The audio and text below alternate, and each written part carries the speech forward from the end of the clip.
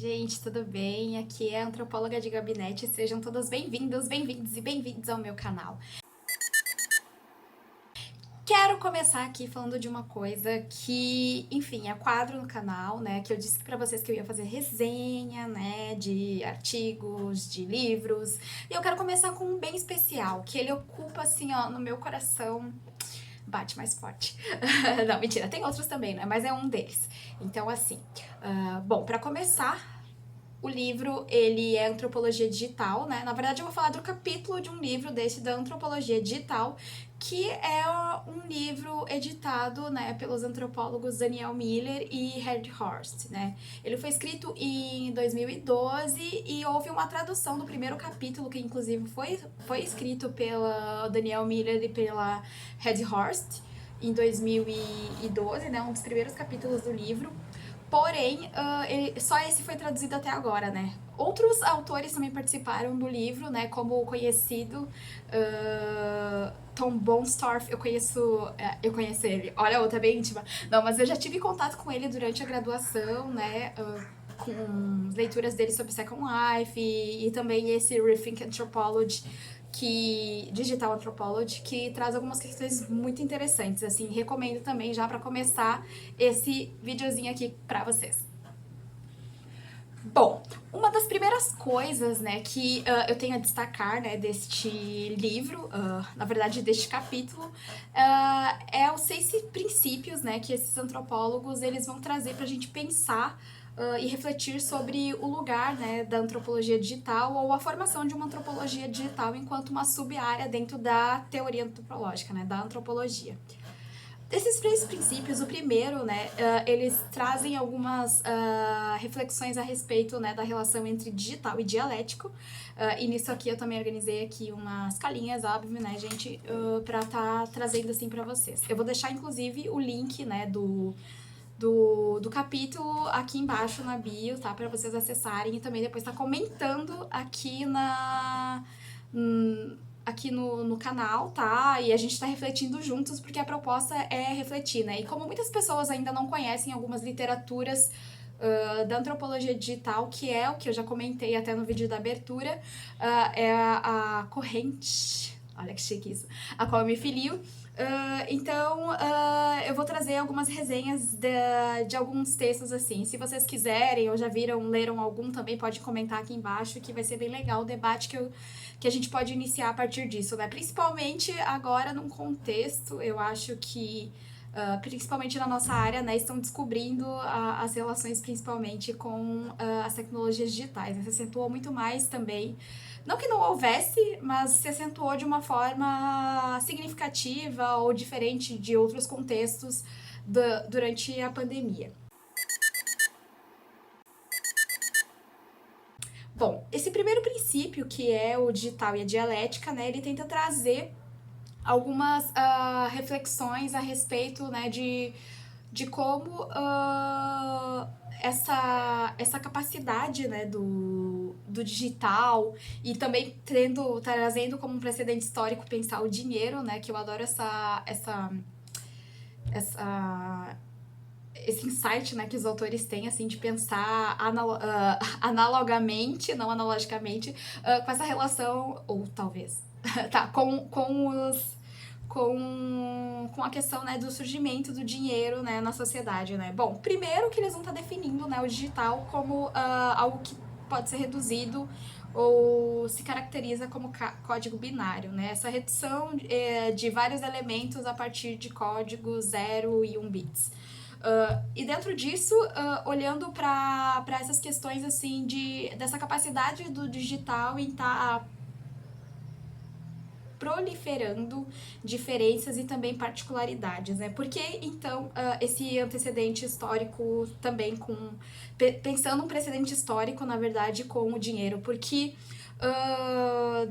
quando surge, né, o dinheiro, né, em outro contexto, né, e também houveram todas reflexões, né, nesse período, como a gente vai ler em George Simmel, por exemplo, né, a filosofia de dinheiro e outros autores que eles também vão estar mencionando dentro do texto, é de pensar o quanto, por exemplo, o dinheiro como uma abstração humana e que pode, né, a partir de um determinado contexto, assim como o digital, tem essa capacidade de reduzir qualquer coisa a um elemento comum, né? No caso do dinheiro, né, tornar tudo a partir de uma redução, né, a 10. E enquanto, né, do código do digital, enquanto código binário a partir de 2, né, o 0 e o 1. E é interessante porque já nesse primeiro elemento que eles vão estar relacionando também com a dialética, né, vão estar mostrando como que, no caso, pensando o contexto, né, do surgimento do digital, né, do relacionamento das pessoas com as tecnologias digitais, há uma simplificação, né, radical, por exemplo, no contexto digital entre informação e comunicação, né. E como a capacidade que o digital tem também de estar explicitando tanto questões negativas como positivas, né? Então, é muito interessante porque, por exemplo, uma das coisas que eles vão trazer, né, que geralmente os estudos, né, mostraram em outros contextos, essa capacidade, um marco, na verdade, um ponto de referência relacionado a como a estrutura ela acaba movendo determinadas tecnologias a serviço de um capitalismo, por exemplo. E enquanto o que eles estão focando, né, também pensando a partir dos estudos tanto do Miller e Medianot, outros da Heather Host e outros autores, é pensar um outro lado assim dessa questão, né? Se de um lado muitos estudos enfocavam a questão da produção, eles vêm com trazendo insights e reflexões de pesquisas em relação ao consumo, né? Que é um outro lado. E que é interessante porque vão estar trazendo e refletindo a partir, então, dos usos que as pessoas fazem, né? E não descaracterizando também, né, esses estudos, obviamente, mas mostrando como acaba complementando e pensando, né, toda uma cadeia de produção e consumo que é importante para também a gente estar pensando na relação com as tecnologias digitais, né? E vai se relacionar com a dialética por quê, né? Porque a dialética é justamente essa relação entre universalidade e particularidade, né? Como que o universal e o particular se entrelaçam constantemente, né? E não são opostos, mas sim se complementam pensando. Por isso que nós, enquanto antropólogos, temos que analisar os contextos específicos, né? Das relações, né, sociais. E como também, né, dentro disso e de um contexto dialético, né, nem sempre os efeitos vão ser apenas positivos, mas também negativos. Então, há sempre pensar as relações como sempre contraditórias, né. Um dos exemplos que eles trazem e eu adoro, né, já para pensar esse primeiro princípio, é a questão do estudo sobre o cuidado materno entre as mulheres filipinas de meia idade, né, e uma das coisas que me chama muita atenção é como, no caso, né, de trabalhadoras domésticas que migraram, né, para trabalhar em Londres, acabaram tendo a tecnologia como uma mediadora das relações e cuidados com os seus filhos, né, que permaneceram nas Filipinas. E isso é interessante para mostrar esse uso específico que essas mulheres trabalhadoras domésticas acabaram tendo, eles vão estar comentando ali durante o texto, nessa relação de se sentir mãe, né, de tornarem-se mães novamente a partir das tecnologias digitais. E isso é um ponto muito interessante, né, porque com a distância, né, geográfica, pensando, houve usos específicos, mas também houve alguns poréns, né? Enquanto houve essa proximidade por parte das mães, houve também, né, quando se pega do outro lado da moeda, digamos assim, quais são os efeitos para os filhos, por exemplo. Houve uma das coisas que eles vão apontar é essa constante vigilância, né, em relação ao que estão fazendo ou não. Então, esse primeiro princípio destaca, então, essa questão, né, e da relação digital e a dialética e como isso vai nos permitir olhar também um pouco mais para esses usos e pensar as tecnologias não apenas como algo, né, coisas que possuem apenas um efeitos positivos, mas também negativos, e que nós antropólogos vamos estar sempre olhando e focando para a realidade, né, para as experiências das pessoas como elas são vividas, né.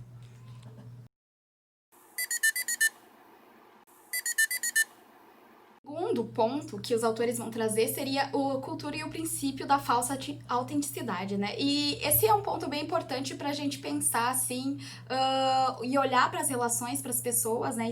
E suas relações enquanto com o surgimento do digital não são relações que estão nem um pouco, ou nem mais, ou nem menos mediadas, né? Pela ascensão das tecnologias digitais, né? E uma das coisas que os autores trazem, assim, que pensando numa perspectiva antropológica, né?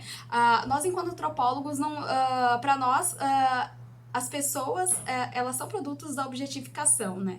E também e que não é possível a gente pensar em algo que como humanos puros e não mediados, né? Porque o homem, né, vou colocar entre aspas, né, mas as pessoas, elas são resultados de uma cultura da mediação, né, constantemente nós somos mediados por alguma coisa, agora vai dependendo do quê.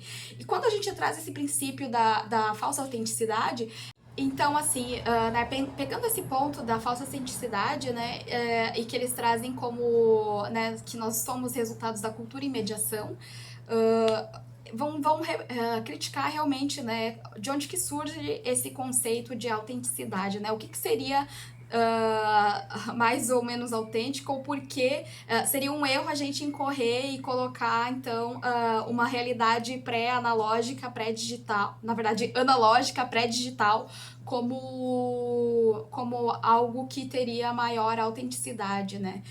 Um dos exemplos, né, que eles trazem, eu já mencionei um pouco aí antes, é justamente, né, essa questão, por exemplo, do conceito de mãe, né? Que para as mães, as domésticas filipinas, né, ser mãe era tão forma de mediação quanto estar na internet, né? Então ali a gente vê uma ressignificação do próprio conceito, né, do que é a maternidade dentro do contexto, né? E quando a gente coloca o digital como menos autêntico que o analógico, e isso muitos estudos estudos sobre o digital acabam trazendo sempre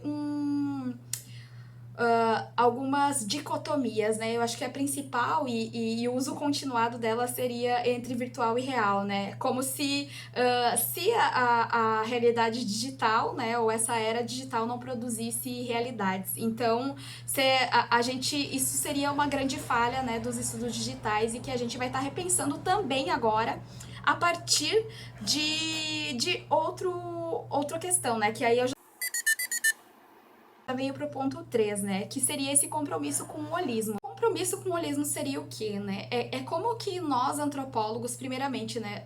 O nosso foco seria olhar, então, a vida como é vivida, né? E essa relação constante, né? Como aparece entre relação e estrutura, né? E olhar também que por mais que exista uma estrutura, que aí pensa ali com estudiosos também do marxismo, né, de olhar, e a importância de olhar para isso também, a gente tem que olhar e focar, assim, nos contextos, ali na tradução eles vão chamar de enquadramentos específicos, né, e como que esse particular se relaciona com a estrutura, né. Essa relação indivíduo-estrutura é sempre algo constante, então a gente não pode também estar homogeneizando algo como estrutural, sendo que existem certos contextos específicos que configuram uma determinada realidade, né? E esse compromisso com o holismo seria muito isso, né? De a gente olhar, né, o que seriam das razões pertencentes ao indivíduo, aquelas que são pertencentes, né, do fazer etnográfico, mas também aquelas das relações globais, né? Então e uma das pontos que eles vão trazer é justamente isso, né? Que também não há uma realidade que seja completamente digital, né? E que nenhuma rede vai existir praticamente fora de um outro contexto, né? De outras redes, na verdade. Isso é bem importante, essa ideia de rede, que eles também, o Miller, no caso, retoma num outro texto que eu acho bem legal também. Posso deixar o link para vocês, mas se vocês quiserem resenha eu também posso fazer, que é o Tales from Facebook, dele, de 2011. quarto tópico, né, que eles trazem pra gente refletir seria a questão da voz e o princípio do relativismo, né? E uma das coisas que vão estar intrinsecamente ligadas, então, seria essa primeira essa questão que eu falei anteriormente em relação do holismo, mas eles vão trazer também como algo que vai estar relacionado, né, com o relativismo cultural, né? Que é importante, né? Só que é isso, né? Quando a gente vai pegar e refletir, então, sobre isso, uma das coisas que eles vão trazer também, que a gente pode estar pensando para nossas pesquisas, é justamente que dada as pesquisas que nós já temos até hoje dentro do campo de antropologia digital, cibercultura, a gente olhar para um lado assim que, bom, esses estudos também apontam que o digital ele não está homogeneizando, né, como se pensava lá na década de 90 com os primeiros estudos sobre o digital, né? E também não está dando voz e visibilidade para todo mundo. Então a gente olha assim, por isso a relação lá de início que eu peguei e falei, né, de a gente também tá olhando para os contextos em que surgem e são produzidas determinadas relações, que é olhar assim que para esse aspecto do digital, né? Por mais que ele esteja aí presente de uma forma cotidiana, hoje a gente tá, eu tô falando de um texto que é de 2012, né? Hoje a gente também tem os smartphones e que são outras questões para pensar também, mas que não é algo que está dominando, né? Isso me lembra muito algumas questões relacionadas também ao próprio ou da forma como o capitalismo também se insere dentro de determinadas sociedades e que a gente vai ver assim o impacto ele pode divergir, né? Estudos etnográficos mostram muito isso e assim não seria também diferente com o digital, né? Então, uma das coisas que eles vão apontar e que é muito interessante, eu quero trazer aqui até para destacar para vocês, é o estudo também feito pelo Milley e Slater, que é pensar a internet então como uma invenção local pelos seus usuários. E isso é muito importante e interessante para a gente ver dos diferentes usos. E eu acho que esse é um foco principal também do artigo, de focar um pouco nesses usos e não na produção, né? De como que é produzida as tecnologias e todas as questões que, sim, já desde Marx a gente vê reflexões relacionadas ao como o sistema ele é desigual, mas muitas vezes a gente esquece, né, dessa questão dos usos e como é ressignificado a partir, né, de determinados grupos sociais. Então isso é um ponto bem importante. E como, então, focar também, né, na forma como essas diferenças elas acabam sendo construídas, né? Elas não são dadas, elas já são construídas, talvez, e aí a gente vai ter que analisar o contexto, né, a partir desses enquadramentos específicos. Então, dos pontos que eles vão trazer, eu também vou deixar ali, vocês vão poder acompanhar, é que na prática, então, e como que isso vai se relacionar com o relativismo, né? Que o legado do relativismo antropológico continua, então, através do compromisso às regiões e culturas de outra forma que foram, em algum momento, negligenciadas e também a preocupação pelas pessoas e valores dessas regiões, né? E isso é bem importante, assim, porque a gente vai estar olhando de outra forma também para essas relações com as mídias, com as tecnologias digitais. Desculpa, eu já estou indo para um outro termo que eu posso voltar em um outro momento, que é o de mídias sociais, né, gente? Que aí a gente vê um outro tipo de relação. Já o quinto ponto que eles vão apontar, que é o da ambivalência e o princípio de abertura e fechamento, né, é justamente já relacionando lá com a dialética, né, que a gente já começou o texto ali que eles apontam, que é de pensar, né, as contradições relacionadas a essa abertura e fechamento que surge com o digital, né. Nisso, eles vão trazer reflexões, inclusive, de como se pensar políticas, né, a partir do relacionamento com as tecnologias, mas também outras questões relacionadas também, ou como vai se ressignificar as questões de privacidade, enfim, que vão estar sempre explicitando, né? Essa característica do digital, né, que é um dos pontos que os autores trazem, né, é justamente a forma e como a gente não viu de outras maneiras, a forma como ele explicita essas contradições que formam o que é humano, né? O que são as relações das pessoas, né? O que digamos assim, as contradições, né, das relações. E com isso, né, mostrar que também, então, a internet, né, o digital, eles prometem novas formas de abertura, e que vão ser sempre ambivalentes, né? De pensar também outras questões relacionadas, por exemplo, à liberdade de expressão, né? A experiência da liberdade, mas que muitas vezes não é assim. Aí a gente tem que olhar os contextos, né? E muitos estudos, eles vão estar sempre apontando os estudos antropológicos e sociológicos ali, tá, gente? Eu que não tô focando muito aqui porque eu quero trazer, são inúmeros, né? Então, assim, é importante que vocês também possam ler e aí compartilhar comigo e a gente pensar junto algumas questões que eles também trazem, né? E isso é bem interessante, né? Então, voltando aqui para esse princípio, é como que nós vamos olhar então também para as extensões e também apropriações, né, do digital que difere de determinado contexto, né? E aí já retoma, como eu já estava falando, essa relação da dialética, né? De como o digital ele mostra a natureza dialética da cultura, né? Um dos termos que colocam já no início do artigo, né? E por fim, o último princípio, né, que os autores colocam é o de normatividade e o princípio da materialidade. Eu adoro pensar também esse, porque a gente vai ir para uma discussão também de infraestrutura, que é importante pensar assim em termos de uma produção de uma antropologia digital, né? Primeiro, que aí essa questão, né, que eles vão colocar, né, esse princípio da materialidade também vai voltar na questão da dialética, né? E de como vários autores clássicos também já pensaram essa questão da objetificação e como a materialidade, né, a cultura material acaba se tornando importante também de outro lado dentro de um olhar assim que a antropologia pode estar focando.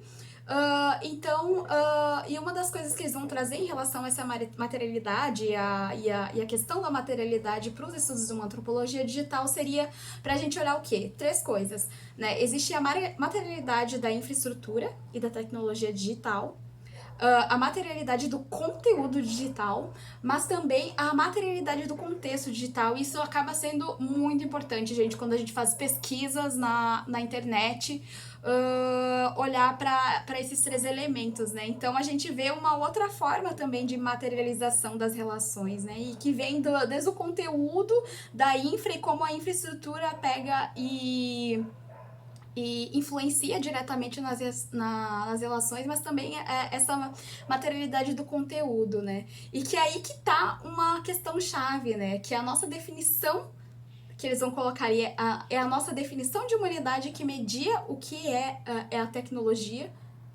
e não o contrário. Então, assim, o que seria, então, o desafio de uma antropologia digital, né?